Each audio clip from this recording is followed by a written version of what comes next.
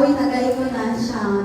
Isang lilita nga yan, diya sa Ginoo, bisan siyagi sa mga panahon na anang lilita karapat-dapat para sa tuwid na Diyos kay kani alto, dilita ta niya anak, wala pa na ipakamat siya kanya pero wala pa ta diya sa Ginoo. Nung kitang tanong man yung ipakamat siya sa Ginoo, pero niagin yung tama, dilita karapat-dapat sa tuwid na Diyos. Pero ang atong Diyos is, nahinuman Diyos sa tuang, na kanang walang katumbas na love ang ihatag sa Ginoo sa tuang. Amen? So walang sukmo ng biyaya.